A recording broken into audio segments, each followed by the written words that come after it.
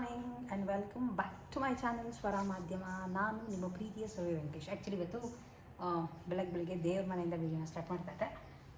ರಂಗೋಲಿ ಹಾಕಿದೆ. ನಾನು ಮೊನ್ನೆ ಯಾವುದೋ ಒಂದು ಶಾರ್ಟ್ಸಲ್ಲಿ ಹಾಕಿದಾಗ ತುಂಬ ಚೆನ್ನಾಗಿ ಕೇಳ್ತಾ ಇದ್ವಿ, ಅದನ್ನು ತೋರಿಸಿದ್ದೆ. ಆ್ಯಕ್ಚುಲಿ ನನಗೆ ಅಷ್ಟೊಂದು ಕ್ಲೀನಾಗಿ ರಂಗೋಲಿ ಅಂತ ಹಾಕೋಕ್ಕೆ ಬರ್ತಿರಲಿಲ್ಲ. ಸೊ ಇವಾಗ ಕಲ್ತ್ಕೊಂಡು ಹಾಕ್ತಾಯಿದ್ದೆ. ಮುಂದೆ ಹಾಕ್ಬಿಡ್ತೀನಿ, ಅಂದರೆ ದೊಡ್ಡದು ಎರಡು ಎಳೆ ಎಲ್ಲ ಹಾಕ್ತೀನಿ. ಬಟ್ ಇಷ್ಟು ಚಿಕ್ಕ ಜಾಗದಲ್ಲಿ ಏನು ಹಾಕಬೇಕು ಅನ್ನೋದನ್ನ ನನಗೆ ಅಷ್ಟೊಂದು ಬರ್ತಿರಲಿಲ್ಲ. ಸೊ ಇವಾಗ ಫ್ರೀಯಾಗಿದ್ದಾಗ ಒಂದು ಟೈಲ್ ಇಟ್ಕೊಂಡು ಅದನ್ನು ಕಲ್ತ್ಕೊಂಡು ಹಾಕ್ತಾಯಿದ್ದೀನಿ. ಯಾಕೆಂದರೆ ಯಾವುದೇ ಆದರೂ ಕಲ್ತ್ಕೊಳ್ಳೋಕ್ಕೆ ಏಜ್ ಆಗಿರ್ಬೋದು, ಟೈಮ್ ಆಗಿರ್ಬೋದು, ಯಾವುದೂ ಮ್ಯಾಟ್ರ್ ಆಗಲ್ಲ. ಸೊ ಒಂದು ಸ್ವಲ್ಪ ಫ್ರೀಯಾಗಿದ್ದೇ ಇರ್ತೀವಲ್ವ, ಆವಾಗ ಇದ್ದಿದ್ರಲ್ಲಿ ಪರವಾಗಿಲ್ಲ ಅಂತ ನನಗೆ ಅನ್ನಿಸ್ತು. ತೋರಿಸ್ತೀನಿ ಏನೇನು ರಂಗೋಲಿ ಹಾಕಿದ್ದೀನಿ ದೇವ್ರ ಮುಂದೆ ಅಂತ. ಆ್ಯಂಡ್ ಆ್ಯಸ್ ಯೂಶ್ವಲ್ ಇಷ್ಟು ಜಾಸ್ತಿ ಇತ್ತು, ಅದಕ್ಕೆ ಒಂದು ಹಾರ ಥರ ಪೋಣಿಸ್ದೆ. ಮಲ್ಲಿಗೆ ಹೂವು, ಹಾಗೆ ಅದ್ರ ಜೊತೆ ದಾಸವಾಳ. ಈ ನಡುವೆ ನಮ್ಮ ಮನೆ ದೇವ್ರಿಗೆ ಆ್ಯಕ್ಚುಲಿ ಆಚೆ ಕಡೆಯಿಂದ ತರಲ್ಲ, ಬೆಳೆದಿದ್ದು ಇಟ್ಟರೆ ತುಂಬ ಒಳ್ಳೇದು ಅಂತಾರಲ್ವ. ಸೊ ಬಿಡ್ತಿದೆ, ದೇವ್ರಿಗೆ ಕೊಟ್ಟಾಗ ನಾವು ಅದನ್ನ ಇಡಬೇಕು ಅಥವಾ ಕೊಡಬೇಕು, ಅದು ಒಂಥರ ಸರಿ ಹೋಗುತ್ತೆ. ಸೊ ಇಷ್ಟು ತೋರಿಸ್ತೀನಿ.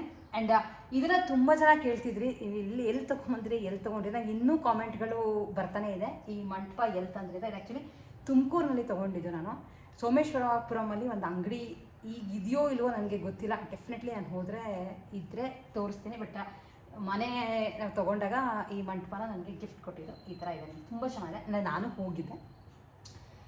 ನಮಗೆ ತುಂಬ ದೊಡ್ಡದು ಬೇಕಾಗಿಲ್ಲ, ತುಂಬ ಚಿಕ್ಕದು ಬೇಕಾಗಿರಲ್ಲ. ಇದಕ್ಕೆ ಆ್ಯಕ್ಟಾಗಿ ಬೇಕಿತ್ತು ನಮಗೆ. ಸೊ ಹಾಗಾಗಿ ಈ ಥರದ್ದು ಸಿಕ್ತು. ರೋಸ್ ಉಡ್ದು ಅವಾಗ ಆಲ್ಮೋಸ್ಟ್ 6,000 ನಾನು ಕೊಟ್ಟಿದ್ದು, 6,000 7,000 ಕೊಟ್ಟಿದ್ದು. ಅದಕ್ಕೆ ನಂಗೆ ಜ್ಞಾಪಕ ಇದೆ. ಸೊ ಎಸ್, ಸೊ ಯೂಶ್ವಲಿ ನಂದ ದೀಪ ಆಲ್ಮೋಸ್ಟ್ ಉರಿತಾ ಇರುತ್ತೆ. ಬಟ್ ಕೆಲವು ಸಲ ಅಕಸ್ಮಾತು ಸಂಜೆ ಎಲ್ಲ ರಾಚೆ ಹೋಗಿ ಎಣ್ಣೆ ಹಾಕಿಲ್ಲ ಅಂದರೆ ಕೆಲವು ಸಲ ಆರೋಗಿರುತ್ತೆ. ಇಲ್ಲಾಂದರೆ ನಂದ ದೀಪ ಒಂದು ಮಾತ್ರ ಯಾವಾಗಲೂ ಹಚ್ಚಿಟ್ಟಿರ್ತೇನೆ. ಅದ್ರ ಜೊತೆ 2 ದೀಪ. ಆ್ಯಂಡ್ ಇದು ತುಳಸಿ ಕಾಷ್ಟ, ಅದ್ರೊಳಗೆ ಹಚ್ತಾ ಇದ್ದೇನೆ. ಯೂಶ್ವಲಿ ಅದ್ರೊಳಗೆ ಹಚ್ತೀನಿ ನಾನು. ಫಸ್ಟ್ ಇರೋಗೆ ಹಚ್ಚಕ್ಕೆ ಬರ್ತಿರಲಿಲ್ಲ, ಅಂದರೆ ಬೇಗ ಆರೋಗ್ಬಿಡೋದು, ಈ ಥರ ಆಗೋದು. ಸೊ ಈಗ ನೋಡಿ, ನಮ್ಮಲ್ಲಿ ತುಳಸಿ ಗಿಡ ಇರುತ್ತಲ್ಲ, ಸೊ ಅದ್ರದ್ದು ಕಡ್ಡಿ ತುಳಸಿ ಕಾಷ್ಟ ಥರ ಮಾಡಿಕೊಂಡು ಇಟ್ಕೊಂಡಿದ್ದೀನಿ. ಆ್ಯಂಡ್ ಜೊತೆ ನೋಡಿ ಕಂಪ್ಲೀಟಾಗಿ ತೋರಿಸ್ತೀನಿ. ಹೂವೆಲ್ಲ ಇಟ್ಟಿದ್ದಾದಮೇಲೆ ಇದೊಂದು ರಂಗೋಲಿ ಹಾಕು ಅಂತ ಹೇಳಿದರು. ಕಲ್ತ್ಕೊಂಡಿದ್ದೆ, ಅಮ್ಮ ಹೇಳ್ಕೊಟ್ಟಿದ್ರು, ನಿಧಾನಕ್ಕೆ ಹಾಕು, ಟೈಲ್ಸಲ್ಲೆಲ್ಲ ಹಾಕೊಂಡು ಪ್ರಾಕ್ಟೀಸ್ ಮಾಡು ಅಂತ. ಸೊ ಮಾಡಿದ್ದೀನಿ. ಇಲ್ಲಿ ನೋಡಿ, ಇದ್ದಿದ್ರಲ್ಲಿ ಪರವಾಗಿಲ್ಲ ಅಂತ ನನಗನ್ನಿಸ್ತು. ತುಂಬ ಪರ್ಫೆಕ್ಟ್ ಅಂತ ಅಲ್ಲದೆ ಇದ್ರು. ಇದು ಲಕ್ಷ್ಮೀ ಪಾದ, ಸೂರ್ಯ, ಚಂದ್ರ, ಶಂಕು, ಚಕ್ರ ಟ್ರೈ ಮಾಡಿದ್ದೀನಿ ಹಾಕೋಕ್ಕೆ. ಆ್ಯಂಡ್ ಇದು ಯಾಕೋ ಹಾಕು ಅಂತ ಹೇಳಿದರು ಅಮ್ಮ, ಇದನ್ನು ಹಾಕ್ತಾಯಿದ್ದೀನಿ. ಆ್ಯಂಡ್ ಅದ್ರ ಜೊತೆ ಇದು ಯಂತ್ರೋದ್ಧಾರ ಹಾಕೋದು ಹಾಕು ಅಂತ ಅಂದಿದ್ರು. ಸೊ ಇಷ್ಟು ರಂಗೋಲಿ ಹಾಕಿಟ್ಕೊಂಡಿದ್ದೀನಿ. ಆ್ಯಂಡ್ ತುಳಸಿ ಗಿಡದ ಮುಂದೂ ಹಾಕಿದ್ದೀನಿ. ಸೊ ಇದು ನಮ್ಮ ಯೂಶ್ವಲಿ ದಿನ ಇರುವಂಥ ದೇವ್ರ ಮನೆ. 2 ದಿನಕ್ಕೆ ಒಂದು ಸಲ ರಂಗೋಲಿ ಹಾಕ್ತೀನಿ ಅಷ್ಟೇ.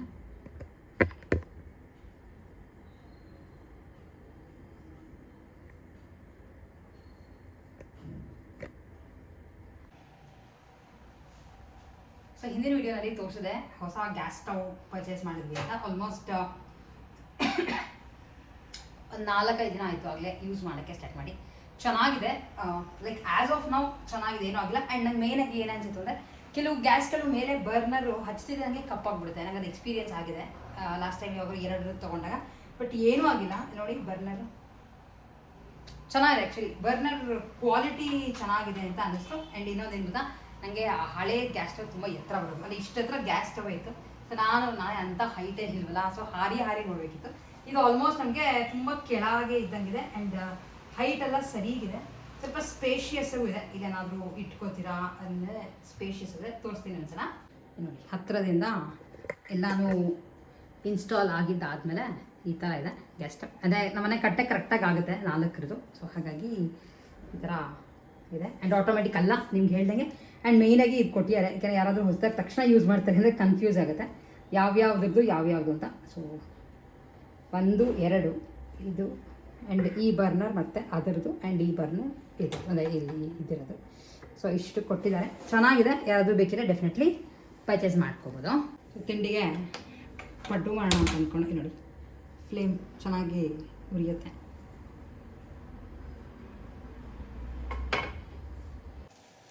ಹೊಸದು ಆಗಿರೋದ್ರಿಂದ ಗ್ಯಾಸ್ ಸ್ಟವು ಬೇಗ ಕಾವು ಬಂದುಬಿಡುತ್ತೆ.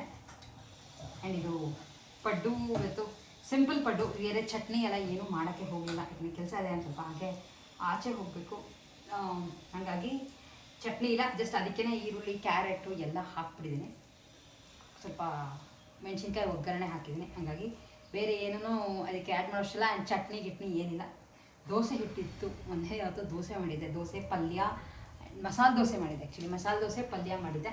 ಸ್ವಲ್ಪ ಕಡಲೆ ಬೇಳೆ ಒಂದು ಸ್ವಲ್ಪ ಹಾಕ್ಕೊಂಡ್ರೆ ನಿಮಗೆ ಮಸಾಲೆ ದೋಸೆ ಹದ ಬರುತ್ತೆ, ಸ್ವಲ್ಪ ಲೈಕ್ ಕ್ರಿಸ್ಪಾಗಿ ಆಗುತ್ತೆ ಅಂತ ಮಾಡಿದ್ದೆ. ಹಿಟ್ಟು ಮಿಕ್ಕಿತ್ತು, ಸೊ ಅದಕ್ಕೆ ಇವತ್ತು ಒಂದು ಸ್ವಲ್ಪ ಅಕ್ಕಿ ಹಿಟ್ಟು ಸ್ವಲ್ಪ ರವೆ ಹಾಕ್ಬಿಟ್ಟು ಅಡ್ಜಸ್ಟ್ ಮಾಡಿ ಇಷ್ಟು ಸಾಕಾಗುತ್ತೆ ಎಲ್ಲರಿಗೂ ಮಾಡಿ. ಅದು ಬೇಸಿಗೆಗಾಲದಲ್ಲಿ ಏನಾದರೂ ಮಾಡ್ಕೋತೀವಿ ಅನ್ನೋದೇ ಪ್ರಾಬ್ಲಮ್ ಆಗೋಗುತ್ತೆ. ಅದಕ್ಕೆ ಬೇಗ ಮುಗಿಸ್ಬೇಕು. ಈಗಿರೋ ಟೈಮ್ ಈಗ 9:15, ಸೊ 9:45 ತಿಂಡಿ ಮುಗಿಸ್ಬಿಟ್ರೆ ಪಾರ್ಲಲ್ಲಿ ಅಡುಗೆನೂ ಮಾಡ್ಬಿಡ್ತೀನಿ. ಬೇಳೆ ಕೂಗಿಸಿಟ್ಟು ಆಯಿತು ಆಗಲೇ. ಏನಿದ್ರು ಏನಾದರೂ ತರಕಾರಿ ಪಲ್ಯ ಕೆಲಸಲ್ಲ ಆದರೆ ಇಲ್ಲಿ, ಇಲ್ಲ ಪಲ್ಯ ಅಲ್ಲಿ ಹೋಗಿ ಮಾಡ್ಕೋತೀವಿ. ಯಾಕಂದರೆ ಪಲ್ಯ ಒಂದೇ ತಾನೇ ಪ್ರಾಬ್ಲಮ್ ಎಲ್ಲ ಮಾಡ್ಕೊಂಡು ಅಂತ. ಇಲ್ಲದೇ ಸೆಕೆಗಾಲದಲ್ಲಿ ಆಗೋದೇ ಇಲ್ಲ. ಸೊ ಇದು ಮಾಡಿ ಅಡುಗೆ ಮೇಲೆ ಹಾಕಿದ್ರೆ ಮತ್ತೆ ಸದ್ಯಕ್ಕೆ ಅಡುಗೆ ಮನೆ ಒಳಗೆ ಬರಲ್ಲ, ಊಟ ಗೀಟ ಹಾಕ್ಕೊಳ್ಳೋಕ್ಕಷ್ಟೇ ಅಡುಗೆ ಮನೆಗೆ ಬರೋದು. ನೀವುಗಳು ಹೇಗೆ ಮೇಂಟೈನ್ ಮಾಡ್ತಾಯಿದ್ದೀರಾ ಈ ಬೇಸಿಗೆಗಾಲದಲ್ಲಿ ಅಡುಗೆ ತಿಂಡಿ ಮಾಡೋದನ್ನು ಅಂತ ನನಗೂ ಹೇಳಿ. ಈ ಥರ ರೆಡಿ ಮಾಡ್ಕೊಂಡು ಯೂಶ್ವಲಿ ಏನು ಗೊತ್ತಾ, ರೆಡಿ ಮಾಡಿ ಇಟ್ಕೊಂಡ್ಬಿಟ್ರೆ ತಿಂಡಿಗಳು ಬೇಗ ಆಗುತ್ತೆ. ಸೊ ಅದಕ್ಕೆ ನಾನು ಏನು ಮಾಡ್ತೀನಿ ಅಂದರೆ ಹಿಂದಿನ ದಿನ ರಾತ್ರಿನೇ ಏನು ಬೇಕೋ ತರಕಾರಿ ಅಥವಾ ಏನು ಬೇರೆ ತಿಂಡಿ ಮಾಡ್ಕೋತೀವಿ ಅಂದರೆ ಏದಾದರೂ ಚಪಾತಿ ಮಾಡ್ತೀವಿ, ಚಪಾತಿ ಹಿಟ್ಟು ಎಲ್ಲ ಕಲಿಸ್ಕೊಂಡು ರೆಡಿ ಇಟ್ಕೊಂಡ್ಬಿಡ್ತೀನಿ. ಸೊ ದಟ್ ಬೇಗ ಆಗುತ್ತೆ ಆ್ಯಂಡ್ ಕೆಲಸ ಈಸಿಯಾಗೂ ಆಗುತ್ತೆ. ಇಲ್ಲ ಅಂತಂದರೆ ಕಾದು ಮಾಡೋಷ್ಟರೊಳಗೆ ಸಾಕಾಗೋಗ್ಬಿಡ್ತದೆ. ಬೆಳಗ್ಗೆ ಎಲ್ಲ ಯೋಚನೆ ಮಾಡ್ಕೊಂಡು ಮಾಡ್ತೀನಿ ಅಷ್ಟರಲ್ಲಿ ಬಿಸಿಲು 7:30-8ಗೆ ನಾವು ವಾಕಿಂಗ್ ಮುಗಿಸ್ಕೊಂಡು ಬರೋಷ್ಟರೊಳಗೆ ಆಗಲೇ ಬಿಸಿಲು ಸ್ಟಾರ್ಟ್ ಆಗೋಗಿರುತ್ತೆ. ಆ್ಯಂಡ್ ವಾಕಿಂಗ್ ಹೋಗ್ಬಂದ್ಬಿಟ್ರೆ ಇನ್ನೇನು ಬೇರೆ ಮಾಡೋಕ್ಕೂ ಮೂಡಿರಲ್ಲ. ಪಡ್ಡು ದೋಸೆ ಎಲ್ಲ ಆದರೆ ರೆಡಿ ಇರುತ್ತಲ್ಲ, ಬೇಗ ಆಗೋಗುತ್ತೆ. ಆ್ಯಂಡ್ ಇಡ್ಲಿ ಮಾಡೋಣ ಅಂದ್ಕೊಂಡೆ ಇದ್ರ ಬದಲು, ಮತ್ತು ಎಲ್ಲ ಇಡ್ಲಿ ಪಾತ್ರೆ ಎಲ್ಲ ತೊಳಿಬೇಕಿತ್ತು ಅಷ್ಟೊಂದು ಬೇಗ ಅಂತ ಅಂದ್ಬಿಟ್ಟು. ಸೊ ಸಿಗ್ತೀನಿ ಮೋಸ್ಟ್ಲಿ. ಸ್ವಲ್ಪ ಆಚೆ ಹೋಗೋ ಪ್ಲ್ಯಾನ್ ಇದೆ. ಆಚೆ ಹೋದರೆ ಎಲ್ಲಿ ಹೋಗ್ತೀವಿ, ಗಾಂಧಿ ಬಜಾರ್ಗೆ ಹೋಗೋ ಪ್ಲ್ಯಾನ್ ಇದೆ.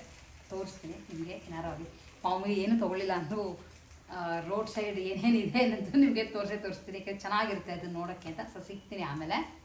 ನಿಮ್ಗಳಿಗೆ ಹೇಳ್ದಂಗೆ ಒಂದು ಸ್ವಲ್ಪ ಗಾಂಧಿ ಬಜಾರಲ್ಲಿ ಕೆಲಸ ಇತ್ತು ಅಂತ ಬಂದ್ವಿ. ಬಟ್ ಬಿಸಿಲು ಹಾಗೇ ಇತ್ತು, ಏನೂ ಮಾಡೋಕ್ಕಾಗ್ತಿರ್ಲಿಲ್ಲ.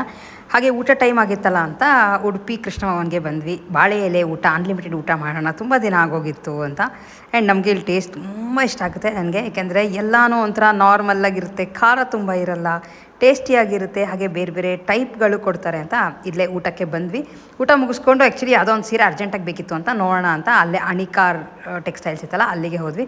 ಅವ್ರ ಹತ್ರ ಆ್ಯಕ್ಚುಲಿ ಸುಮಾರು ಸಲ ತೊಗೊಂಡಿದ್ದೀನಿ ಆ್ಯಂಡ್ ನಿಮ್ಗೆ ತುಂಬ ವೀಡಿಯೋಗಳು ಮಾಡಿ ತೋರಿಸಿನಿ. ಸೊ ಹಾಗಾಗಿ ನಾನೇನು ಡೀಟೇಲಾಗಿ ವೀಡಿಯೋ ಮಾಡೋಕ್ಕೆ ಹೋಗಲಿಲ್ಲ.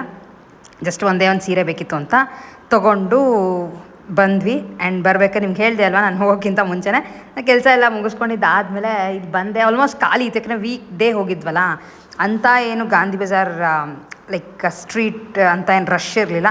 ಸೊ ಹಾಗಾಗಿ ನಿಮ್ಗಳಿಗೂ ಒಂದು ರೌಂಡ್ ಹೋಗ್ತಾ ಇದೆ ನಾನು. ನಂಗೆ ಏನೋ ಒಂಥರ ಇಷ್ಟ ಆಗುತ್ತೆ ಇವೆಲ್ಲ. ತೊಗೊತೀವೋ ಬಿಡ್ತೀವೋ ಬೇರೆ ಪ್ರಶ್ನೆ, ಆದರೆ ಎಲ್ಲ ತುಂಬ ಕಲರ್ಫುಲ್ಲಾಗಿರುತ್ತಲ್ಲ, ಅದು ನೋಡೋಕ್ಕೆ ತುಂಬ ಇಷ್ಟ ಆಗುತ್ತೆ. ಹಾಗೂ ಒಂದೆರಡು ಬ್ಲೌಸ್ಗಳು ಬೇಕಿತ್ತು, ತೊಗೊಳ್ಳೋಣ ಅಂತ ಪ್ಲ್ಯಾನ್ ಮಾಡಿದೆ. ಬಟ್ ಯಾವುದೂ ನಾನು ಏನು ಸೀರೆ ತೊಗೊಂಡೋಗಿರಲಿಲ್ಲ ಮ್ಯಾಚಿಂಗ್ ಬ್ಲೌಸ್ ತೊಗೊಳಕ್ಕೆ ಆ ಥರ. ಹಾಗಾಗಿ ಏನೂ ತೊಗೊಳ್ಳಿಲ್ಲ. ಆದರೆ ಏನೋ ಒಂಥರ ಗಾಂಧಿ ಬಜಾರ್ ಅಂದರೆ ತುಂಬ ಇಷ್ಟ. ಆ್ಯಕ್ಚುಲಿ ಗಾಂಧಿ ಬಜಾರ್ಗೆ ನಾವು ಹೋಗ್ತೀವಿ ಅಂದರೆ ಸುಮಾರು ಸಲ KCC ಶೋರೂಮ್ ನಾಪಕಕ್ಕೆ ಬರುತ್ತೆ. ಬಟ್ ಈಗ ಇರೋ ರೇಟಲ್ಲಿ ಆ್ಯಂಡ್ ಇವಾಗ ಯಾವುದು ಕಲೆಕ್ಷನ್ಸು ಸಿಗ್ತಿಲ್ಲ. ಸೊ ಹಾಗಾಗಿ ನಾನು ಅಲ್ಲಿಗೆ ಹೋಗೋ ಪ್ಲ್ಯಾನೇ ಮಾಡ್ಕೊಳ್ಳಿಲ್ಲ.